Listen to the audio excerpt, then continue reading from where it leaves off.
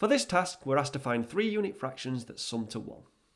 And assuming you can do it, how many different solutions can you find? So you might want to pause the video and have a go at the task now if you've not already. And then when you're ready for a solution and for some more general ideas of where we can take this task, just click play. So to help scaffold this task then, you might want to set up a little fraction wall like this.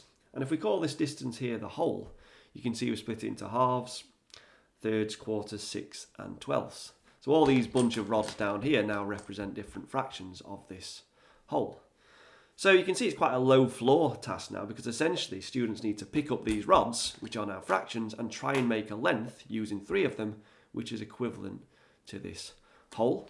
Now just by looking at the fraction wall, one of the answers is almost trivial. It's there staring us straight in the face. Using 3 rods, we can make a whole if we just use thirds. So 1/3 plus 2/3 plus 3/3 is one solution to this. So I'll write this one down. But are there any others? Is there any other way we can do it? And here's where you can have a bit of sort of logical or systematic thinking. If we're going to say that the first fraction that we write down is the largest fraction in our three, then would it be possible to start with a fraction which is less than 1/3 in length? And you can do a bit of justifying here that it's hopefully not going to be possible. If I start with 1/4 and I say, right, that is my longest rod or my largest fraction, is it possible to fill this gap with 2 other fractions which are less than 1/4? And the answer is hopefully, obviously, no. So the only other solutions are going to be when I start with a fraction which is greater than 1/3. So that leaves me with only one choice. The only fraction greater than 1/3, the only unit fraction greater than 1/3 is 1/2. So is there any solutions if I start with 1/2? And again, we can use similar logic here. Okay, what could the next 2 fractions be? Well, I've got 1/2 to fill. So which of these fractions can I use? It's not going to work if I have a 12th as my next fraction, is it? 2/12 is not going to be good enough. 2/6 is not going to be long enough as well. So my next solution will be if I start with a quarter here. And can I complete it? Yes, I can by another quarter.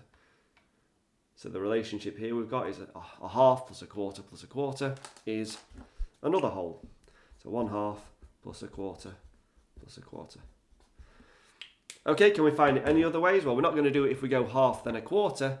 So my only other solution is if I start with 1/2 and then put 1/3 down. And can I complete my whole here? Yes, I can. I'd need this red rod here, which, remember, this red rod is representing 1/6. So I can get a solution here. And this time we've got 1/2 plus 1/3 plus 1/6 for my final solution. So I really like how the rods here have helped organise my thinking a little bit.